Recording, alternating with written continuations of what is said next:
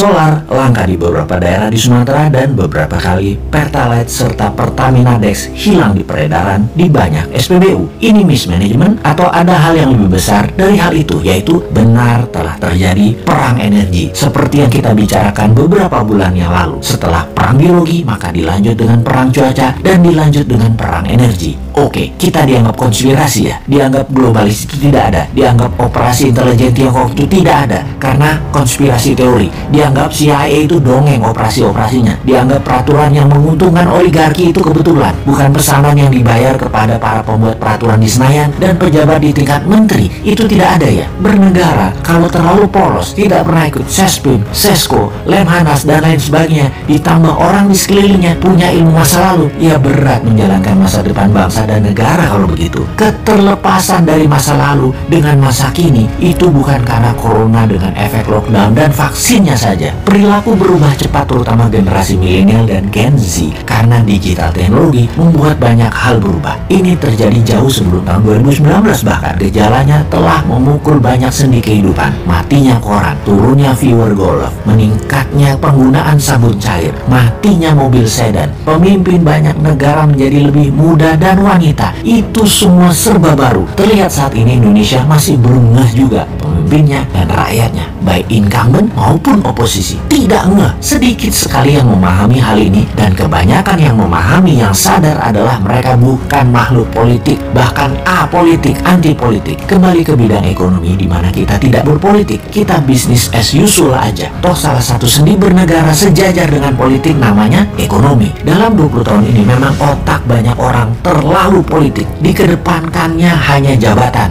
jabatan dan jabatan, bukan kebijakan dan kemanfaatan jabatan untuk rakyat yang semuanya dilindungi dengan pasukan propaganda dan media buzzer. Ekonomi yang mau kita diskusikan adalah kita sudah masuk perang energi, dan dalam perang ada yang namanya economic at war, sebuah mood perang berdasar pemahaman ekonomi. Perang Amerika Tiongkok naik ke level yang lebih tinggi, naik ke level berikutnya. Diawali di tahun 2017 dengan trade war, kemudian saling serang dengan financial war, kemudian masuk ke biological war, dan yang terbaru perang cuaca atau climate war. Biological war belum selesai seperti analisa awal, sama seperti perang dunia pertama sekitar 4 tahunan, perang dunia kedua juga sekitar 4 tahunan puncaknya. Wabah virus ini kurang lebih 4 tahunan, bisa sampai tahun 2024, namun intensitasnya saat ini mungkin terlihat turun, tetapi kita harus terus waspada, masih bisa mutasi gelombang ketiga serta efek long covid yang belum tersolusikan. Perang energi diawali dengan dimainkannya gas oleh Rusia dan minyak dunia oleh Timur Tengah. Harga bergerak karena stok dibatasi jumlahnya. Apa yang terjadi kalau harga gas ke $60 dalam 3 bulan ke depan? Dan apa yang terjadi kalau harga minyak mentah ke $100?